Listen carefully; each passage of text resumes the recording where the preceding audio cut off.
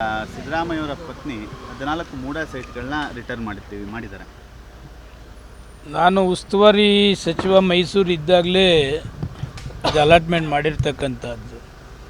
ಸರ್ಕಾರನೂ ಕೂಡ ಆದೇಶ ಮಾಡಿದರು, ಯಾವುದು ಅಕ್ವಿಸಿಷನ್ ಆಗದೆ ಸೈಟ್ ಮಾಡಿದರೆ ಅದಕ್ಕೆ ಅವರಿಗೆ ಬೆನಿಫಿಷಿಯರಿಯಾಗಿ 50% ಸೈಟ್ನ ಡೆವಲಪ್ಡ್ ಸೈಟ್ ಕೊಡಬೇಕು ಅಂತಕ್ಕಂಥದ್ದಾಗಿದೆ. ಈಗ ಬೆಂಗಳೂರು ಡೆವಲಪ್ಮೆಂಟ್ ಅಥಾರಿಟಿಯಲ್ಲಿ 40-60% ಮಾಡಿದ್ದಾರೆ. ಸಿದ್ದರಾಮಯ್ಯನವರ ಧರ್ಮಪತ್ನಿಗೆ ಒಬ್ಬರಿಗೇನು ಕೊಟ್ಟಿಲ್ಲ, ಬೇಕಾದಷ್ಟು ಜನರಿಗೆ ಈ ಥರ 50% ನಿವೇಶನವನ್ನು ತೆಗೆದುಕೊಂಡಂಥ ಮತ್ತು ಕೊಟ್ಟಂಥ ನಿದರ್ಶನಗಳು ಬೇಕಾದಷ್ಟಿದೆ. ಅದು ನಮ್ಮದೇ ಸರ್ಕಾರ BJP ಸರ್ಕಾರ ಇದ್ದಂಥ ಸಂದರ್ಭದಲ್ಲಿ ಮುಖ್ಯಮಂತ್ರಿ ಧರ್ಮಪತ್ನಿಯವರು ಅಪ್ಲೈ ಮಾಡಿದರು. ಕಾನೂನು ಪ್ರಕಾರ ಎಲ್ಲರಿಗೂ ಕೊಟ್ಟಿದ್ದಂಗೆ ಅವ್ರಿಗೂ ಕೂಡ ಕೊಟ್ಟಿದ್ದಾರೆ.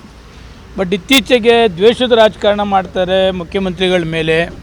ಅದಕ್ಕೆ ಧರ್ಮಪತ್ನಿಯವರಿಗೆ ಬೇಜಾರಾಗಿ, ಯಾಕೆ ನನ್ನಿಂದ ನಮ್ಮ ಯಜಮಾನರಿಗೆ 40 ವರ್ಷ ಇತಿಹಾಸದಲ್ಲಿ ಕೆಟ್ಟ ಹೆಸರು ಬಂದಿರಲಿಲ್ಲ, ಕಳಂಕ ಇರಲಿಲ್ಲ, ಅವರು ಮನಸ್ಸನ್ನೊಂದು ಬಹುಶಃ ನಿವೇಶನವನ್ನು ವಾಪಸ್ ಕೊಟ್ಟಿದ್ದೀನಿ ಅಂತ ತೀರ್ಮಾನ ಮಾಡಿರಬೇಕು. ಈಗ ನಾವು ಕೇಳಿದ್ದು ರಾಜೀನಾಮೆನ ಸೈಟ್ ಅಲ್ಲ ಅಂತೇಳಿ BJPಯವ್ರಿಗೆ ಮಾಡಲಿಕ್ಕೆ ಇನ್ನೇನು ಕೆಲಸ ಇಲ್ಲ. ಯಾವ್ದಾದ್ರು ಡೆವಲಪ್ಮೆಂಟ್ ಬಗ್ಗೆ ಮಾಡಿ ಅಂತ ಕೇಳೋದಿಲ್ಲ, ಕುಡಿಯೋ ನೀರಾವರಿ ಮಾಡಿ ಅಂತ ಏನು ಕೇಳೋದಿಲ್ಲ.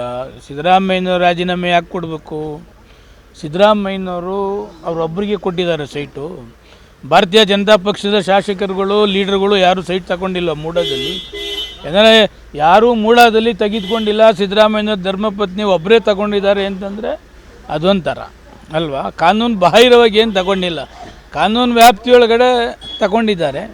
ಅದು ರಾಜೀನಾಮೆ ಕೇಳೋದನ್ನು ಹೊರತುಪಡಿಸದೆ BJPಯವ್ರಿಗೆ ಇನ್ನೇನು ಮಾಡೋಕ್ಕೇನು ಕೆಲಸ ಇಲ್ಲ. ಸರ್, ಇದ್ರ ಜೊತೆಯಲ್ಲಿ BJP ಗಮನಕ್ಕೆ ಅಂದರೆ ಯಾವುದೇ ನಗರಾಭಿವೃದ್ಧಿ ಇಲಾಖೆಗೆ ಬರ್ದೇನೆ ಕೇವಲ ಸಭೆಯಲ್ಲೇ ಪ್ರೊಸೀಡಿಂಗ್ ಮಾಡ್ಕೊಂಡು ಮುಗಿಸಿದ್ದಾರೆ ಅನ್ನೋಂಥ ಆರೋಪ ಕೂಡ ಇದೆ.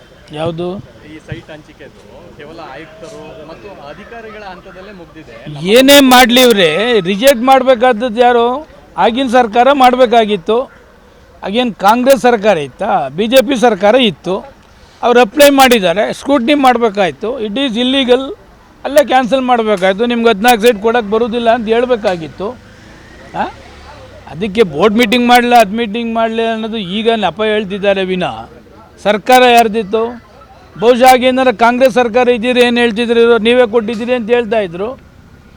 ಅದರಿಂದ ಆಗಿನ ಸರ್ಕಾರ ಯಾವುದಿತ್ತು ಆಗ ಅವರು ಮನಸ್ಸು ಮಾಡಿದರೆ ರಿಜೆಕ್ಟ್ ಮಾಡ್ಬೋದಾಗಿತ್ತು. ಇದು ಕೊಡೋಕ್ಕೆ ಬರೋದಿಲ್ಲ ಅಂಥೇಳಿ.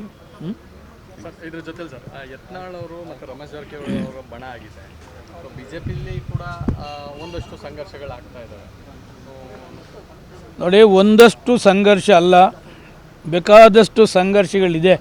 ನಿಮಗೆ ಕಾಣೋದು ಯತ್ನಾಳದು ಒಂದೇ. ಯತ್ನಾಳ್ ಕಾಣದೇ ಬೇಕಾದಷ್ಟು ಸಂಘರ್ಷಗಳು ಭಾರತೀಯ ಜನತಾ ಪಕ್ಷದಲ್ಲಿ ಇದೆ.